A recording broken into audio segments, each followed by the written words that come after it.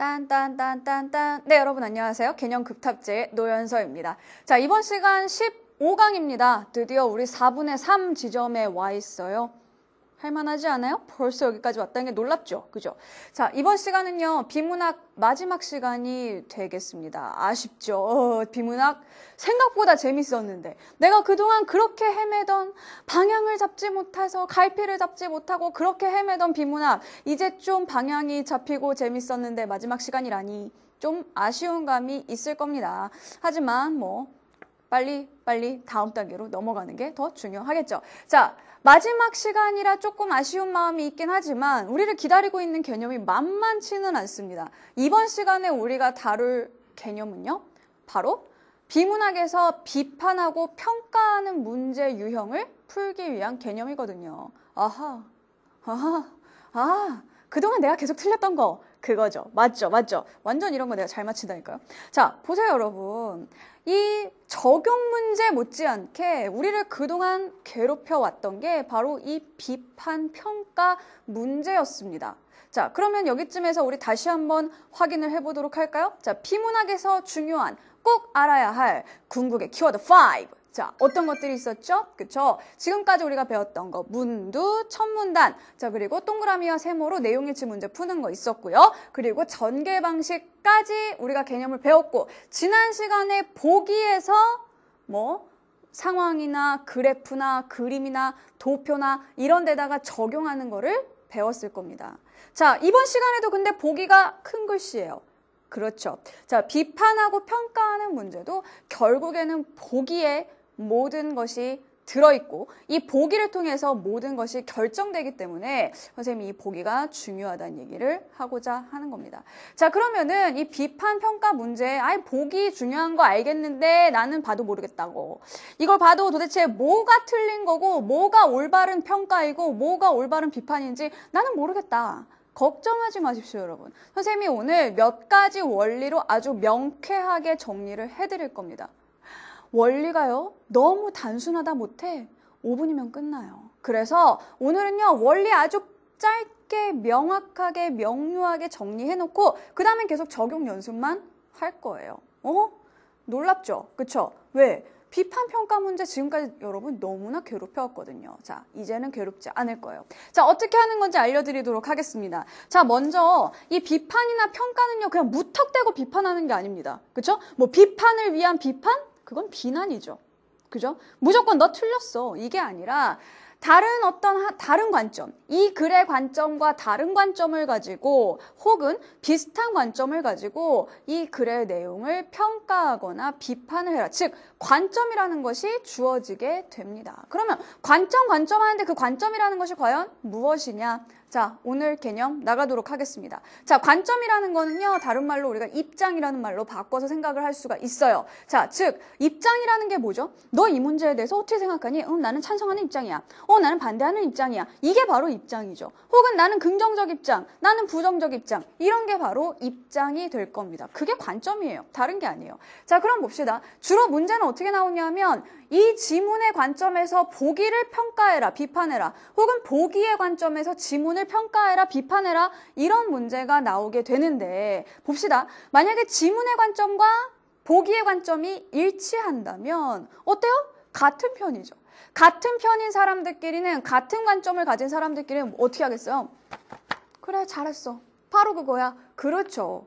긍정적인 평가를 내릴 거라는 겁니다. 그런데 두 입장이 완전히 달라요. 반대돼요. 그래서 얘는 찬성하는데 나는 반대한다. 그럼 싸워야죠. 그렇죠? 싸우자. 자, 그러면 어떻게 해야 될까요? 당연히 반대의 입장에, 즉 불일치하는 그런 관점을 가지고 있는 사람들끼리는, 그런 지문들끼리는 부정적인 평가가 나올 수밖에 없다는 얘기입니다. 일단 이 첫 번째 원리를 잘 기억을 하세요. A라는 입장과 B라는 입장이 일치할 때는 긍정적인 평가가 나올 것이다. 자, 그 다음에 A라는 입장과 B라는 입장이 일치하지 않을 경우에는 부정적 평가가 나올 것이다. 요걸 기억하시고요. 자, 지금부터 제가 하는 얘기를 잘 들으십시오. 이거는요, 교재만 이렇게 다운받아가지고 푸는 아이들에게는, 그런 친구들에게는 나가지 않는 정보입니다. 강의를 듣는 우리 친구들한테만 선생님이 특별히 주는 정보예요. 자, 보세요. 주로 비판이라는 거는요, A의 입장에서 자, B를 평가해라. 혹은 비판해라. 자, 이런 문제로 나가게 되죠. 그쵸? 자, 그런데 여러분 보세요. 대체적으로 아까 선생님이 이 두 입장이 일치하는 경우도 있고 불일치하는 경우도 있다고 했는데 대부분의 경우에는 불일치하는 경우가 많습니다. 즉, 우리한테 주어지는 문제들은 거의 대부분 A와 B가 서로 대립되는 혹은 반대되는 입장일 경우가 많이 있다는 거죠. 자, 선생님이 예를 한번 들어보겠습니다. 자, 1 더하기 1은 2라고 주장하는 남자가 있다고 합시다. 이 남자가 A예요. 자, 그런데 1 더하기 1은 1이라고 주장하는 여자가 있습니다. 자, 이 여자를 B라고 한번 해보도록 합시다. 자, 남자 뭐 좀 이성적으로 뭐 감정 하나도 없이 접근해서 1 더하기 1이 수학적으로 2이지 어떻게 1이야? 라고 얘기를 하는 거고요. 여자는 어머 자기 어떻게 그런 말을 할 수 있어? 자기 한 사람 나 한 사람 만나서 우리는 하나가 되었잖아 해서 1 더하기 1은 1이라고 주장하는 여자가 있단 말이에요. 자, 그럼 봅시다. A의 입장에서 B를 평가한다고 했을 때 자, A가 할 수 있는 말과 할 수 없는 말이 있어요. 그게 우리가 문제를 풀 때 적용해야 할 거죠. 자, 선택지가 나옵니다. A의 입장에서 B를 평가하는 선택지가 자, 1번부터 5번까지 나오게 될 텐데 자, 봅시다. 자, 1 더하기 1은 2라고 주장하는 이 남자는요. 어떤 평가를 할 수 있느냐? 이 평가가 결론적으로 1 더하기 1이 2라고 말하는 거 괜찮습니다. 왜요? 보세요. 이 입장에서 얘를 말하는 거니까 이 입장은 유지가 돼야 되거든요.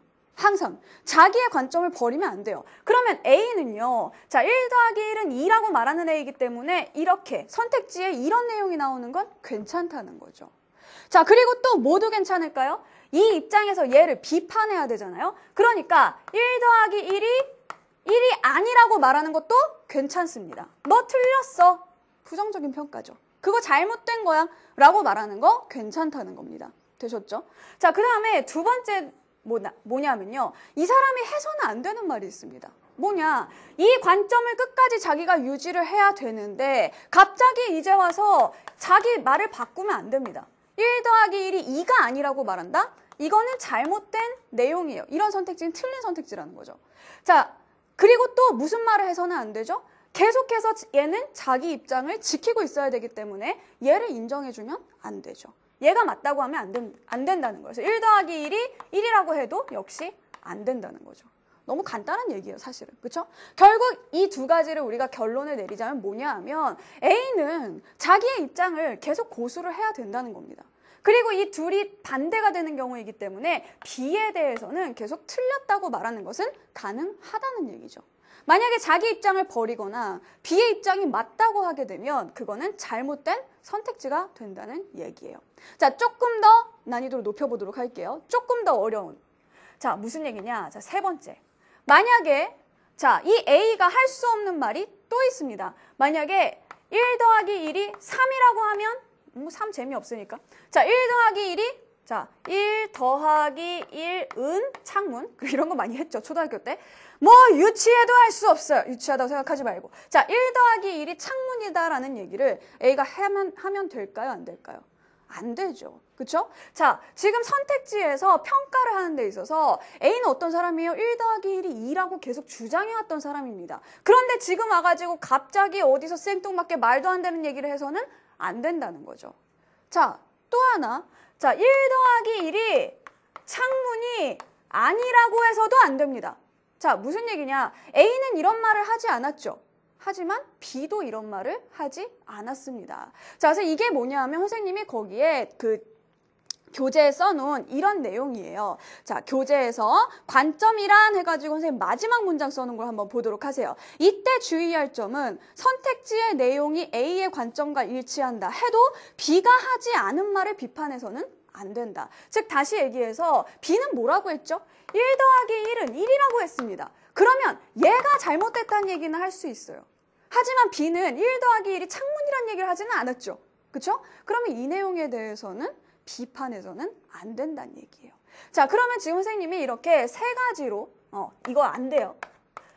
자, 세 가지로 이 A가 할 수 있는 말과 할 수 없는 말들을 구분을 해놨는데요. 자, 문제를 보면서 한번 이 부분을 체크를 해보도록 할게요. 자, 아주 따끈따끈한 기출문제 2011년도 수능을 한번 보면서요. 이 부분을 한번 점검을 해보도록 합시다. 자, 일단 문제를 한번 보도록 하죠. 18번입니다.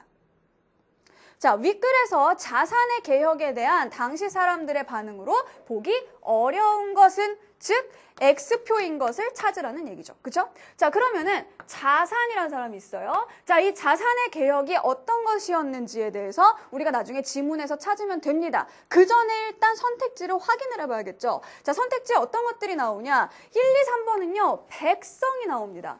자, 백성들이 자산의 개혁에 대해서 이런 반응을 보일 수 있다는 거예요. 자, 그러면 일단 만약에 백성의 관점과 자산의 관점이 일치한다면 백성들은 자산의 개혁에 대해서 긍정적인 평가를 내리겠죠. 만약에 일치하지 않는다면 자산과 백성이 서로 반대의 입장에 있다면 어떨까요? 반대로 부정적인 평가를 내릴 겁니다. 그쵸? 자, 다음에 4, 5번을 보시면요. 그렇죠. 4, 5번은 귀족들의 입장에서 자산의 개혁을 평가하는 겁니다. 그러면 일단 우리가 해야 될 게 뭘까요? 이 자산이라는 사람의 개혁이 백성의 편에 서 있냐, 귀족의 편에 서 있냐. 이걸 먼저 파악을 해야 될 겁니다. 자, 그러면은 먼저 지문에서 선생님이 뭐 필요 없는 부분은 일단 뺐습니다. 지문을 한번 읽어보면은요. 그래서 그는 집권과 동시에 귀족에게, 봐봐요. 귀족 여기 나왔죠. 자, 귀족에게 집중됐던 정치적, 경제적 특권을 약화시키는데, 자, 여러분 생각해 보세요. 귀족에게 지금까지 정치적, 경제적 특권이 집중돼 있었대요. 그런데 자산의 개혁은 그거를 약화시켰다. 그럼 귀족들 좋아해요, 안 좋아해요? 당연히 안 좋아하겠죠. 이 자산의 개혁은요, 귀족과 완전히 반대편에 있는 거거든요. 야, 너네가 그렇게 정치적인 권력을 다 가지고 있어? 너네가 경제적인 특권을 다 그렇게 니네가 독점하고 있어? 안 돼. 좀 내놔. 이러면 당연히 귀족들은 좋아할 수가 없을 겁니다. 그렇죠? 자, 그래서 이 귀족들의 평가를 보게 되면 어때요? 자, 자산의 개혁에 대해서 좀 부정적인 평가를 내려야 될 겁니다. 반대로 백성들은 어떻겠어요? 당연히 긍정적인 평가를 내릴 수밖에 없겠죠. 자, 계속해서 지문을 보도록 할게요. 자, 그는 귀족이 독점하던 토지를 백성들도 소유할 수 있게 하였고, 그렇죠. 백성들은 좋아할 수밖에 없다는 겁니다. 자, 앞에 백성을 다시 한번 볼게요. 자, 그래서 이것을 문서화하여 세금을 부과하였다. 이에 따라 백성들은 개간을 통해 경작지를 늘려 생산을 증대하였다라고 했죠. 자, 그 얘기는 뭐냐? 백성들이 주인 없는 땅을 개간해서 어떻게 해요? 거기를 경작지로 만들고 그렇게 함으로써 거기다 농사를 지어서 생산량을 늘렸다. 그러면 백성들 입장에서는 그래, 주인 없이 놀고 있는 땅 그거를 내가 일구어서 밭으로 만들면 그게 내 재산이 될 수 있겠구나라고 말할 수 있다는 겁니다. 그렇죠? 자, 왜 보세요. 백성과 자산은요. 같은 편입니다. 같은 입장에 있는 사람들이라는 거죠. 그러니까 이 경우에는 어때요? 자산의 편을 들어주고 자산의 생각에 대해서, 자산의 정책에 대해서 긍정적인 평가를 계속 해줄 수 있다는 겁니다. 그리고 이 사람이 한 말에 동의를 하고요. 그래서 보면은요. 자, 이거는 지금 자산이 내놓은 정책이잖아요. 그거에 대해서 동의하고 인정하는 그런 평가의 내용이죠. 그죠? 그러니까 동그라미 돼요. 그죠? 자, 그 다음 계속 볼게요. 국가는 경작지를 개량하고 등록함으로써 민부를 국부로 연결시켰다. 아울러 그는 중간 계급도 정치 득실을 논할 수 있도록 하여 귀족들의 정치 기반을 약화시켰다. 에헤이. 자, 4, 5번 다시 한번 봅시다. 자, 여기 보니까 중간 계급의 정치력 강화. 자, 이거를 이 사람들 당연히 좋아할 리가 없습니다. 그러니까 맞선다고 한 것까지 여기까지는 맞는 것 같아요. 4번도 잠깐 짬을 내서 보게 되면은요. 자, 백성들도 토지를 소유하니까 우리 입지가 약화되겠어. 이런 말 백성들 귀족들 충분히 할 수가 있겠죠. 그렇죠? 4번도 맞는 선택지입니다. 자, 계속해서 봅니다.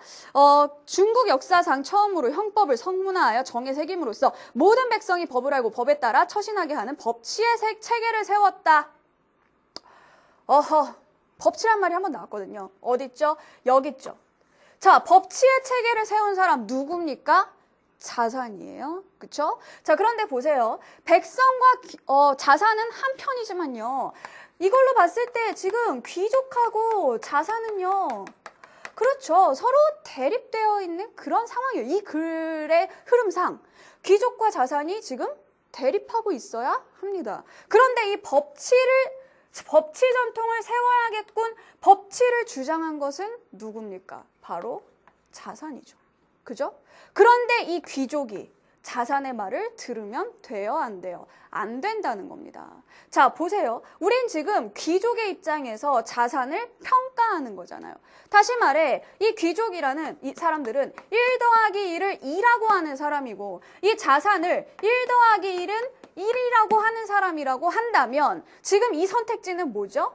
1 더하기 1은 1이야 라고 말하는 선택지인 겁니다. 아까 선생님이 이렇게 하면 어떻게 된다? X라고 동그라미 2번에 써놨었잖아요. 기억나시죠? 그죠? 자, 바로 이런 식으로 공식을 적용을 하라는 겁니다. 지금 얘네들은 반대되는 입장이기 때문에 이 사람이 내놓은 거를 그대로 이렇게 따라가서는 안 된다는 거죠. 그래서 5번이 답이 된다. 되셨죠? 자, 어려워요? 아니에요. 여러분, 이 평가하고 비판하는 문제가 내가 열심히 생각하고 깊이 생각하고 뭔가 논리적으로 막 철학적으로 심오한 사고가 필요한 것이 아니라 이렇게 공식을 통해서 이끌어낼 수 있는 답이 있다라는 얘기입니다. 아시겠죠? 계속해서 뒤에 답은 찾았지만 보도록 하겠습니다. 자, 법치의 체계를 세워서 성문법을 도입하니까 귀족의 임의적인 법 제정과 집행을 막을 수 있었다. 라는 건 뭐죠? 예전에는 법이요, 글로 쓰여 있지 않았다는 얘기잖아요. 그렇죠? 그러니까 뭐 똑같은 잘못을 했을 때 귀족들이 자기 마음대로 이럴 때는 곤장을 10대를 때리고 이럴 때는 곤장을 50대를 때리고 이래도 아무도 뭐라고 못했다는 겁니다. 근데 이걸 법으로 정해놔서 적어놨어요. 그러니까 똑같은 죄에 대해서는 똑같은 곤장 대수를 맞았겠죠. 그쵸? 자, 그래서 다시 앞부분 보도록 할게요. 자, 백성들은 어떻게 되겠다? 이전보다 1번. 자, 일관성 있는 법 적용을 받을 수 있었을 겁니다. 왜? 임의대로 하지 않으니까, 하지 못하니까. 그죠? 자, 그래서 그들의 지배력을 약화시키는 조치였으므로 당시 귀족들은 이 개혁 조치에 반발하였다. 자, 귀족의 반대를 무릅쓰고 단행한 자산의 개혁 조치에 따라 정나라는 구국강병을 이루었다. 그리고 법을 알려면 글을 알아야 하기 때문에, 자, 여기 있네요.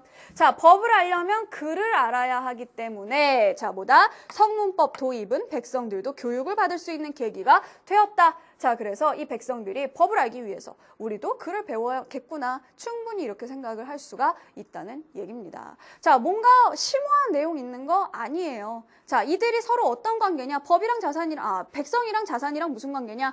귀족이랑 자산이랑 무슨 관계냐? 이거를 파악하고 나서, 자, 일치하나? 불일치하냐? 그래서 긍정적이냐? 부정적이냐? 이것만 생각하고 있다면 쉽게 답을 찾아낼 수 있는 그런 문제였다라는 그런 얘기가 되겠습니다. 자, 그러면은요, 여기 선생님이 문제를 한번 더 보도록 할게요. 자, 지금까지 선생님이 계속 수능 기출 문제들을 봤었는데요. 자, 이번 시간에 좀 독특하게 여러분 작년 수능 특강 문제를 하나 좀 보도록 하겠습니다. 이거는요, 자료실에 있어요. 교재에는 없어요. 수능 특강 문제이기 때문에. 자, 이 수능 특강 문제, 여러분 아직 수능 특강 뭐 안 나왔을 수도 있겠지만, 그쵸? 자, 미리 한번 우리 선배들이 봤던 거를 본다 생각하고 한번 보도록 합시다.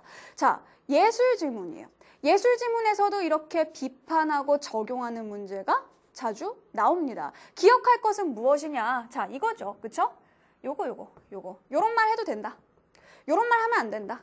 그리고 또 이런 말도 하면 안 된다라는 겁니다. 자, 그러면은 먼저 지문의 내용, 자, 우리가 풀어야 할 문제와 지문의 내용에서 일단 관점을 한번 찾아보도록 하겠습니다. 자, 일단 지문을 한번 보세요. 자, 지문을 보면 가달락을 한번 볼게요. 자, 물레방아가 돌아가고 백조가 유유히 떠다니는 전원 풍경 그림이나 솜털이 보송보송 나 있는 새끼 고양이의 그림을 가리켜 키치라 한다.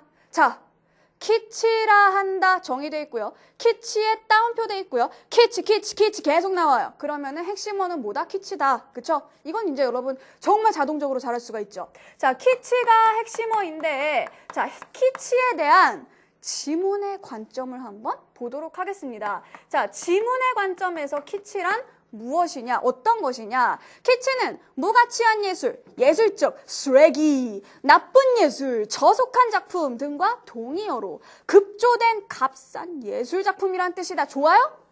안 좋죠. 키치에 대한 평가가 하나도 좋은 게 없습니다. 자, 즉 지문에서는요. 키치에 대해서 부정적으로 평가를 하고 있다라는 얘기죠. 그죠? 계속해서 읽어볼게요. 자, 이러한 키치의 등장은 19세기 말 자, 이 키치가 어떻게 해서 생겨난 건지가 나와 있는데요. 자, 가달락의 마지막 문장을 보니까 즉 키치는 문화적 엘리트들을 모방하고자 하는 도시 대중들의 저급한 미적 태도에서 출발했다. 당연히 부정적으로 보고 있는 거겠죠. 그쵸? 자, 나달락, 다달락, 라달락에서도 역시 키치에 대해서 쭉 설명을 해주고 있습니다. 자, 말을 보세요. 키치는 진지한 예술을 위장한 비천한 예술이다.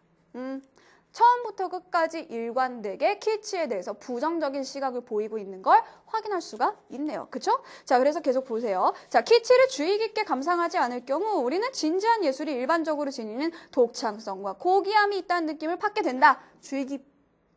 주의 깊게 감상하지 않을 때. 자, 그러나 키치는 모방성과 상투성이 함께한다. 즉, 키치에는 모방된 독창성과 상투적인 고귀함이 있다. 키치를 볼 때 거기에서 진실을 만나기보다는 허영과 허위의식, 자, 끝까지 계속 키치에 대해서 부정적인 견해만을 내세우고 있습니다.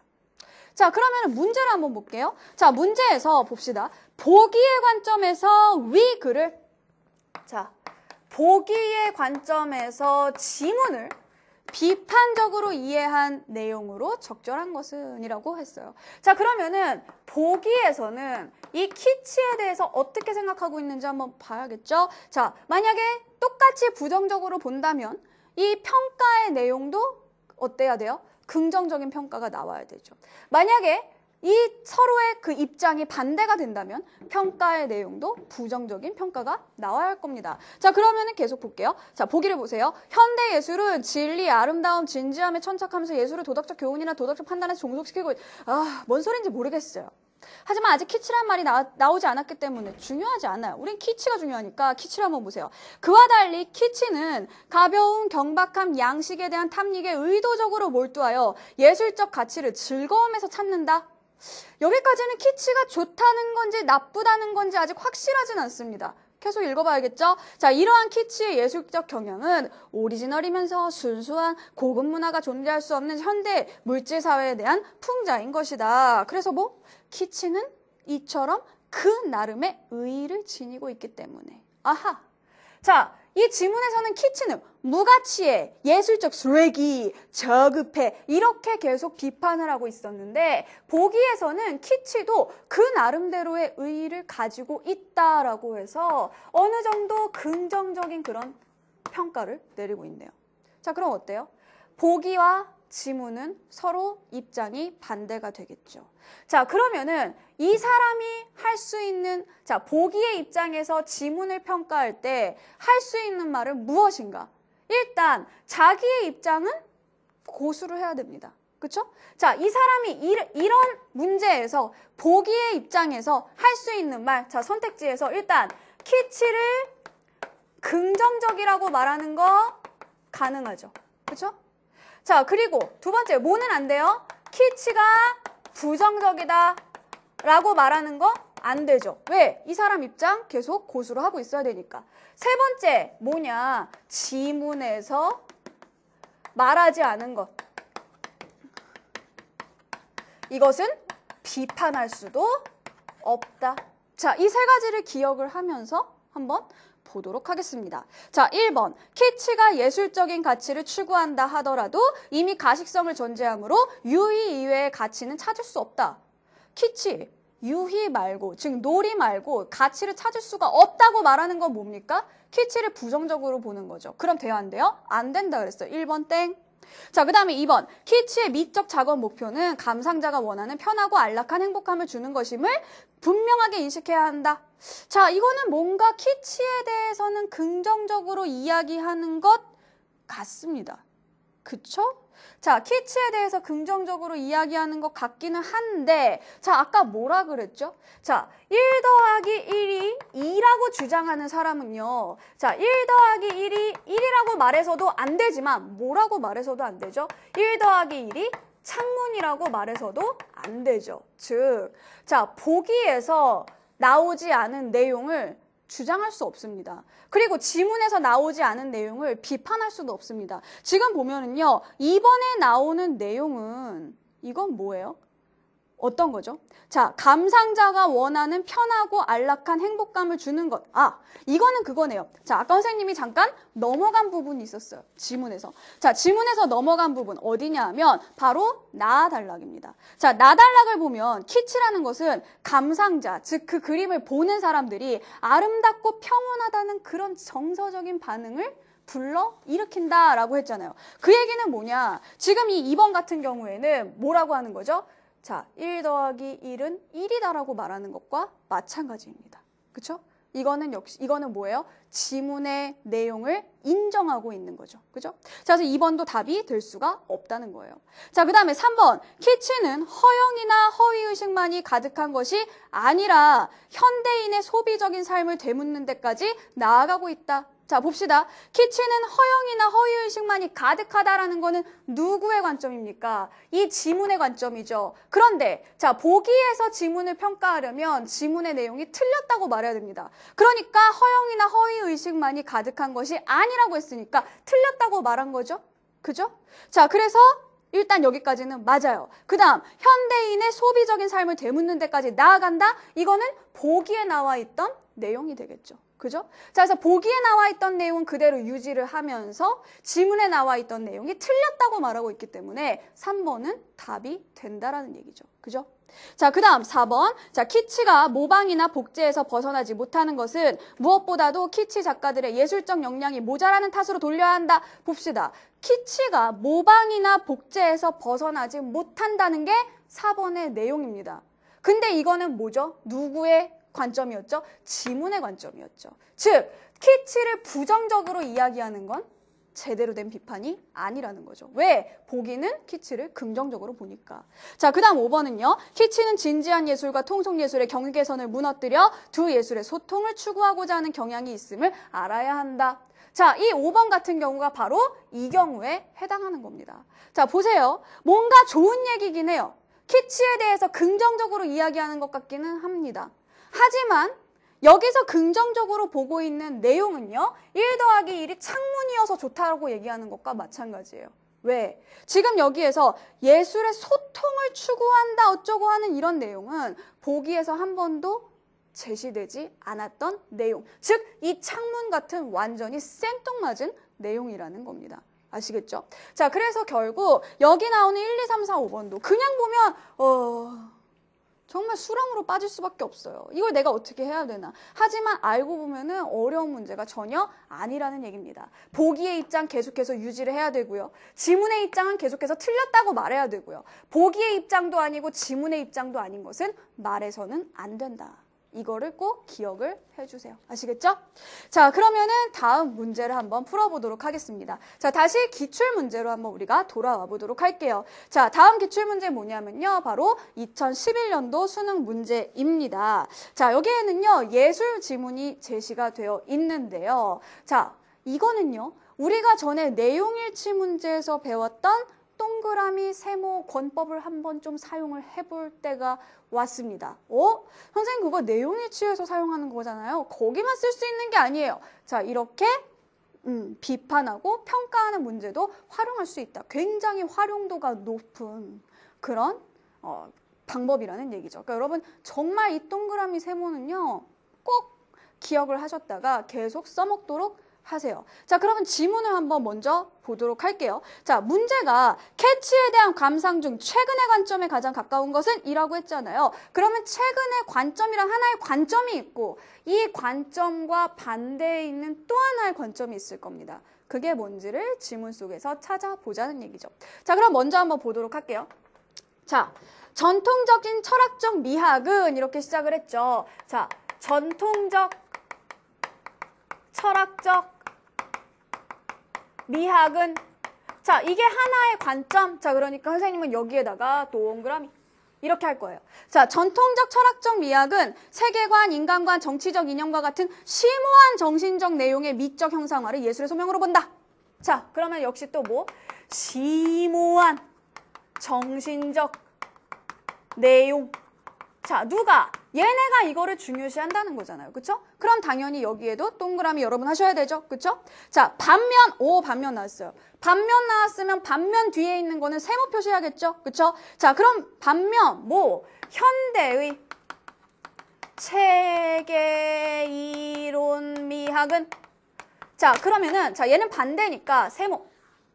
자, 이게 어떻다는 건데요. 자, 얘는요, 내용적 구속성에서 벗어났다. 즉, 얘는요, 심오한 정신적 내용을 중요시 하는데, 자, 얘 같은 경우에는 내용적 구속에서 벗어났다. 즉, 내용에 얽매이지 않는다는 뜻이에요. 그쵸? 내용에 얽매이지 않는다. 세모. 해줘야 돼요. 그쵸? 자, 그래서 이런 예술을 진정한 예술로 여긴다. 이는 예술이 미적 유의를 통제하는 모든 외적 연관에서 벗어나 하나의 자기 연관적 체계로 확립되어 온 과정을 관찰하고 분석함으로써 얻은 결론이다. 이 이론은 자율성을 중요시하는 게 바로 이 현대 체계 이론 미학의 관점인 겁니다. 됐죠? 자, 계속 내려와서요. 자, 거기 자율성에서 세 줄 내려올게요. 자, 전통적 철학적 미학에 따르면, 즉 이거에 따르면 참된 예술은 훌륭한 내용과 훌륭한 형식이 유기적으로 조화될 때 달성된다. 즉, 내용과 형식이 두 개가 모두 훌륭해야지만 훌륭한 예술이 될 수 있다는 거죠. 그죠? 자, 그런데 다음 문단을 봅니다. 다음 문단을 보세요. 자, 그런데 찬사를 받는 뮤지컬 중에는 전통적 기준 얘기했죠. 훌륭한 내용과 훌륭한 형식이 모두 갖추어져야 한다는. 자, 이 전통적 기준의 충족과는 거리가 먼 사례가 적지 않다. 그러면서 예로 캐츠를 들었습니다. 캐츠 왜 중요하죠? 우리가 지금 풀어야 되는 22번 문제가 캐츠에 대한 감상이니까요. 자, 그럼 캐츠가 어떤지 한번 보도록 하세요. 자, 일단 캐츠는요. 어떻죠? 전통적 기준의 충족과 거리가 멀다고 일단은 나와 있습니다. 그죠? 이거랑 다르고 이것과 더 가깝다라는 얘기가 되겠죠. 자, 그럼 봅니다. 자, 이 캐츠는요. 자, 가령 A.L. 웨버, 앤드류 로이드 웨버란 선생님 유식해 보이죠. 그죠? 그런 건 몰라도 돼요. 자, A.L. 웨버는 대표작 캐츠의 1차적 목표를 다양한 형식의 볼거리와 들을거리로 관객을 즐겁게 하는데 두었다. 캐츠는 고양이들을 주인공으로 한 T.S. 엘리엇의 우화집에서 소재를 빌렸지만 이 작품의 핵심은 밑줄. 자, 내용에 충실한 전달에 있는 것이 아니다. 그러면 이 캐츠는 일단 동그라미입니까? 세모입니까? 내용에 충실한 전달에 있는 게 아니다. 세모잖아요. 내용의 구속성에서 벗어났다는 거죠. 그죠? 자, 그래서 어떤 기발한 무대에서 얼마나 다채롭고 완성도 있는 춤과 노래가 펼쳐지는가에 있다. 뮤지컬을 레뷰, 즉 버라이어티 쇼로 바라보는 최근의 관점은 바로 이 점에 근거한다. 바로 이 점, 어떤 점? 이 점. 자, 내용에 구속받지 않고 형식을 더 중요시하는 그 점에 근거하는 게 바로 뭐다? 최근의 관점이란 얘기입니다. 자, 그러면은 최근의 관점. 동그라미예요, 세모예요? 세모죠. 그죠? 그럼 여러분 보세요. 자, 최근의 관점에 가장 가까운 걸 찾으라고 했습니다. 즉, 최근의 관점에서 캐츠를 보래요. 자, 그러면 아까 선생님 뭐라 그랬죠? 캐츠는 동그라미다, 세모다? 세모다. 세모의 관점에서 세모를 보면 자, 같은 관점이죠. 긍정적 평가일까요? 부정적 평가일까요? 당연히 긍정적 평가가 나와야겠죠. 자, 그러면 같이 한번 우리 문제 선택지들을 한번 보면서 이 최근의 관점에 가까운 것을 한번 찾아볼게요. 보시죠. 자, 1번 보세요. 자, 멋진 춤과 어우러진 공연이 충분한 볼거리를 제공했기 때문에 원작과 관계없이 만족했어요? 만족했다는데? 긍정적이죠. 일단 맞는 걸로 봅시다. 자, 그 다음에 2번. 감독이 고양이들의 등장 장면에 채택한 연출 방식이 작품의 주제 구현을 오히려 방해해서 실망했어요. 자, 실망이라는 거는 부정적이거든요. 부정적 평가거든요. 하면 안 되겠죠. 그죠? 왜? 최근의 관점도 세모. 자, 이 최근의 관점도 세모, 캐츠도 세모니까. 당연히 긍정적인 평가를 내린다니까요. 자, 그래서 2번은 일단 아니에요. 자, 다음 3번 볼까요? 자, 늙은 암고양이의 회한이 담긴 노래의 가사는 들을 때마다 소외된 사람들에 대한 연민을 불러일으켜요. 이거는 뭔가 부정적이진 않아요. 그쵸? 그리고 4번, 기발한 조명과 의상이 사용된 것을 보고 원작의 심오한 주제에 걸맞은 연출 방식이구나 하며 감탄했어요. 이것도 감탄했다는 거 보니까 일단 부정적이지는 않습니다. 자, 그 다음 5번. 자, 의인화된 고양이들의 삶과 내면이 노래들 속에 녹아들어 있어서 인간을 진지하게 성찰하는 기회가... 어떡하지? 가깝지 않은 거 고르는 게 아니라 가까운 거 고르는 건데? 일단 2번은 확실하게 안 돼요. 근데 1번, 3번, 4번, 5번이 살짝 우리를 헷갈리게 한다는 거죠. 그럼 어떻게 해야 되냐? 자, 긍정적 평가, 부정적 평가로 일단 나눴고요. 그래서 2번을 탈락시켰고요. 이제 남은 거는 뭐냐? 우리 그거 했잖아요. 동그라미랑 세모를 했죠. 그럼 이제부터는 내용일치 문제로 가는 겁니다. 여러분, 비판 문제, 평가 문제도요. 결국 내용일치에서 시작이 돼요. 지난 시간에 선생님 알려줬죠. 적용 문제, 그래프나 뭐 그림이나 뭐 왠가 무슨 예술작품이 보기에 나온다 하더라도 우리는 그림을 보는 게 아니라 결국에는 내용일치. 뭐 틀린 그림 찾기처럼 지문의 내용과 보기의 내용, 선택지의 내용을 1대1로 대응시켜가는 거다라고 얘기를 했잖아요. 그러면은 여기를 보면은요. 보세요. 진지하게 성찰. 자, 삶과 내면. 자, 아까 심오한 정신적 경지 어쩌고 저쩌고 이런 거. 자, 아까 우리 무슨 기호로 표시했나 한번 봅시다. 동그라미 있잖아요. 그쵸? 자, 지금 최근의 관점에서 바라봤는데 진지한 인간에 대한 성찰 이런 건 동그라미가 돼 있으니까 어때요? 이런 식으로 평가하면 안 되겠죠. 서로 일치하지가 않죠. 5번 땡. 자, 그 바로 앞에 3, 4번을 한번 보도록 합시다. 자, 3번도 보니까 노래 가사?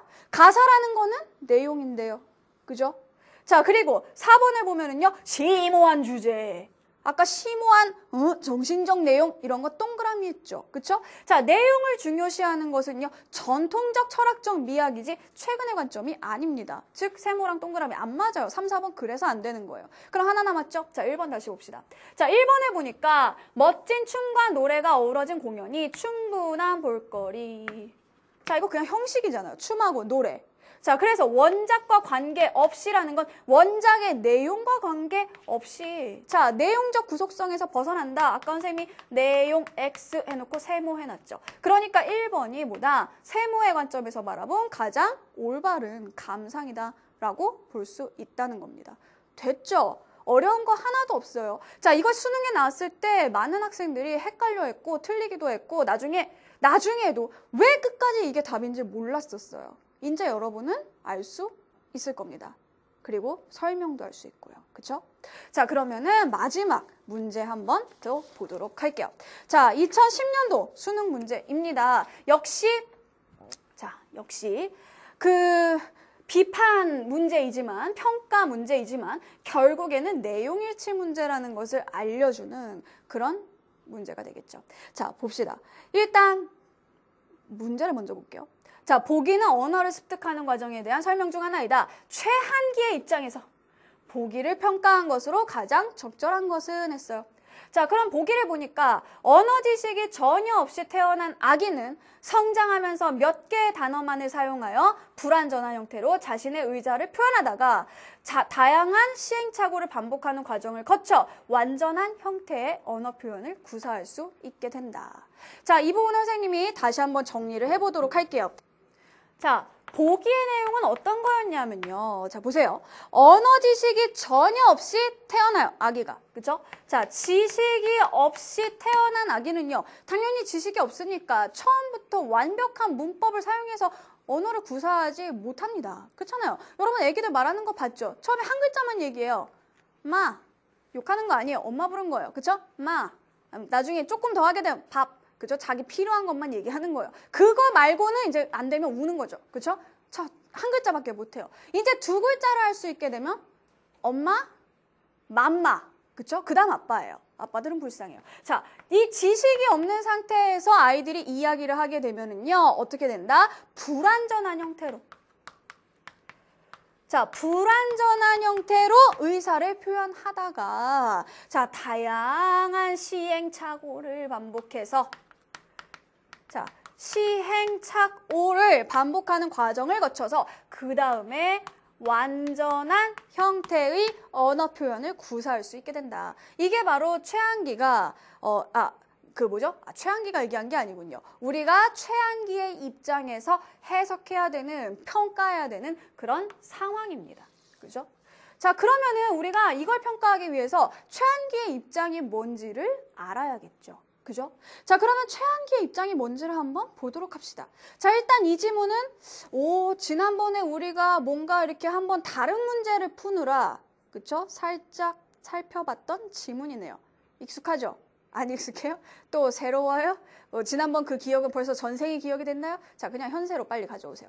자, 보세요. 자, 조선 성리학자가 나왔어요. 이 조선 성리학자랑 최한기랑 같은 입장인지 아닌지는 아직 모릅니다. 자, 일단 조선 성리학자.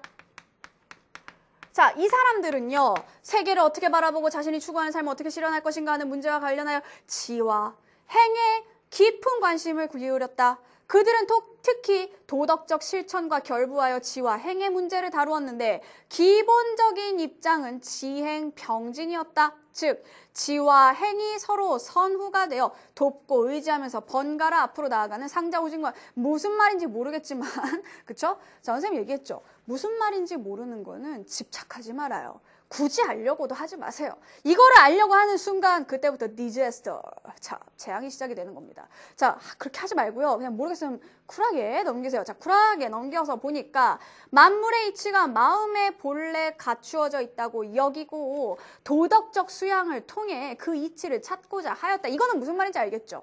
자, 조선 성리학자들은 어떤 생각을 가지고 있었냐? 자, 만물의 이치를 원래부터 마음속에 있었던 거다. 네 마음속에 있는 거죠? 자, 마음속에 있었던 거다라고 생각을 했다는 겁니다. 그래서 도덕적인 수양. 자, 만물의 이치는 원래부터 사람의 마음속에 있었고 도덕적 수양을 통해서 이 이치를 찾을 수 있다. 찾고자 했다. 이게 바로 조선 성리학자들의 생각이었습니다. 자, 18세기에 들어 일부 실학자들은 지행론에 대해 새롭게 접근했다는 건 뭡니까? 이 사람들과 반대되는 의견이겠죠. 똑같은 의견이면 맨날 그 얘기 또 하고 또 우려먹은 건데 새롭다고 할 리가 없잖아요. 그렇죠? 자, 새롭게 접근을 했으니까 자, 일부 실학자들. 자, 이 사람들 새롭게 접근했다는 걸로 봐서 이 사람들이랑 반대 입장에 있는 겁니다. 자, 그러면 이 사람들은요, 어떻게 있냐? 누가 있냐? 홍대용이 있어요. 근데 우리한테 중요한 사람은 홍대용이 아니라 누구다? 최한기다. 자, 19세기 학자 최한기는 본격적으로 지행론을 변화시켰다. 자, 실학자들. 그 다음 또 누구? 최한기. 자, 지행론을 변화시킨 사람들입니다. 그래서 뭐라고 했냐면요. 그는 행을 생리반응, 감각활동, 윤리행동을 포함하는 일체의 경험으로 이해하고 자, 이 최한기에게 있어서 행이란 경험이고요. 자, 그리고 진을 경험을 통해 얻어지는 객관적인 지식으로 규정을 했다는 겁니다. 자, 지금 이 사람들은요. 만물의 이치, 이게 지겠죠. 그 지라는 건 원래 마음속에 있다고 생각을 했어요. 근데 이 사람은 뭐냐? 이 행을 통해서 지를 얻게 되는 것이다. 라고 하고 있는 거죠. 그죠? 자, 그리고 이 지는 객관적이다. 경험을 통해 얻을 수 있는 객관적인 지식이다라고 이야기한 게 최한기가 한 얘기의 핵심이라고 볼 수 있습니다. 그는 선천적인 지식이 따로 없고 이 사람들이랑 반대죠. 이 사람들 원래부터 마음속에 있다. 이게 바로 뭐예요? 선천적 지식이에요. 근데 자, 최한기는 그런 거 없어. 라고 얘기를 했어요. 자, 그리고 모든 지식은 경험을 통해서 산출된다라고 해서 선행 후지를 제시하고 행이 지보다 우선적인 것임을 강조했다. 됐죠? 자, 그래서 그 밑에도 또 최한기네. 계속 봐야겠어. 자, 최한기에게 지와 행의 대상은 인간사회 자연을 포괄하는 것이다. 그는 행을 통한 지혜 형성, 그 지혜에 의한 새로운 행, 그리고 그 행에 의한 기존 지혜 검증. 자, 행을 통해서 지를 만들어냈어요. 이 지를 가지고 새로운 무슨 행동을 해요. 그래서 그 행을 가지고 새로운 행동을 가지고 기존에 있던 지식을 검증한다고 했다는 겁니다. 자, 계속해서 이거를 또 해보고 또 해보고 또 해봤다는 얘기죠. 그러면 보세요. 자, 이 또 해보고 또 해보고 또 해보고 기존 지식을 검증하는 게 뭐? 여기 나오는 시행착오겠죠. 그죠? 자, 최한기의 입장에서 예를 봅시다. 아이에게는 언어에 대한 지식이 없다. 최한기랑 똑같죠. 최한기는 뭐라 그랬어요? 인간에게 선천적인 지식은 없다고 했습니다. 그쵸? 자, 그래서 처음에는 불완전한 그런 언어 생활을 하다가 계속해서 행동을 통해서 시행착오를 겪다 보면 완전한 그런 언어를 구사하게 된다. 이게 결국 뭐죠? 시행착오라는 행을 통해서 지를 얻어내는 과정이다. 최한기의 입장에 딱 들어맞는 그런 그쵸? 상황이라고 볼 수가 있다는 겁니다. 자, 그래서 자, 최한기 그 밑에 방금 행에 의한 기존지의 검증이라고 읽었던 부분에서 하나, 둘, 셋째 줄, 세 줄 내려와 보세요. 자, 그래서 이 사리에서 인간의 도덕인 인도가 나온다고 보았다라고 해서 자, 자연을 탐구하여 물리를 인식해서 사리가 성립되고 사리에서 인간의 도덕이 즉 인도가 나오는 것이다. 즉 사리에서 도덕이 나오는 것이다 라고 한 게 최한기고요. 조선 성리학자들은 뭐라 그랬죠? 도덕적 수양에서 만물의 이치, 이게 사리일 거 아니에요. 그렇죠? 자, 순서가 반대라는 겁니다. 최한기는 사리에서 이게 나온다. 이 사람들은 반대로 여기에서 이게 나온다 라고 한 거예요. 자, 그러면은 최한기의 입장에서 보기를 평가한다. 그러면은 일단 평가의 내용은 최한기의 관점이 반영이 되어 있어야 하고요. 하나라도 이 사람들의 관점에서 얘기한 게 있어서는 안 되겠죠. 그쵸? 자, 그러면 적절한 걸 찾아보자. 우리 한번 선택지를 보도록 하겠습니다. 자, 1번. 다양한 시행착오는 행에 의한 기존 지식의 검증을 말하는 것이군. 맞잖아요? 그쵸? 자, 애가 시행착오 했고요. 자, 행에 의해서 기존 지식을 검증한다라는 거 최한기의 입장이 맞습니다. 1번 맞아요. 자, 그 다음에 2번 보면은요. 언어를 습득하는 과정은 지에 의해서 행이 완성된다. 이거 최한기의 입장이에요? 아니죠. 최한기는 행을 통해서 지를 완성한다라고 했던 사람이에요. 자, 지에 의해 행이 완성된다. 순서가 바뀌었죠. 그쵸? 그러니까 2번 답이 안 돼요. 자, 그 다음에 3번. 완전한 형태로 언어를 표현한다는 것은 마음의 내재한 이치. 이거는 누가 주장했어요? 사물의 이치가 마음속에 있는 거죠. 한 사람들은 조선시대 성리학자예요. 자, 그러니까 역시 이것도 안 되겠죠. 뭐야? 결국에 이거 평가 문제, 비판 문제에 탈을 쓰고 있지만 알고 보면 내용일치에서 다 시작이 된다는 거죠. 그죠? 자, 그 다음 4번 볼게요. 자, 아이가 배운 말을 표현하려는 것은 주관적인 해. 자, 최한기는 지식은 어떤 것이다? 객관적인 것이다. 주관적이라고 말해서 틀린 겁니다. 자, 그 다음에 5번. 불완전한 언어 표현이 완전하게 되는 것은 인도를 통하여 사리를 얻는 과정으로 볼 수 있겠다. 자, 아까 뭔가 이런 말 나왔던 것 같은데 하면서 혹하면 안 돼요. 다시 보세요. 인도를 통해서 사리를 얻는 거예요? 사리를 통해서 인도를 얻는 거예요? 반대죠. 그쵸? 사리를 통해서 인도를 얻는 거. 역시 이것도 설명이 바뀌었어요. 자, 결국 이거 뭐예요? 너무 어이없게도 결국에는 내용과 일치하지 않는 것들을 지우고 나니까 1번이 남게 되는 그런 상황이 되었다라는 얘기입니다. 여러분, 이래도 비판 문제가 어려워요? 평가 문제가 어려워요? 전혀 어렵지 않죠. 그죠? 자, 그러면은 정리를 한번 해보도록 하겠습니다. 자, 오늘도 우리는 언신들에게 도전장을 내밉니다. 언신 보고 있나? 그렇죠. 자, 비판과 평가도 결국에는 내용 일치에서 시작된다는 거. 그럼 우리는 어떻게 해야 될까요? 그냥 있지도 않은 지식으로 그냥 우리의 짧은 논리력으로 이 보기를 해석하고 평가하려고 하지 말고요. 철저하게 지문에 근거해서 분석을 해야 된다라는 얘기입니다. 그래서 우리가 내용 일치를 할 때 배웠던 그런 여러 가지 방법들 있잖아요.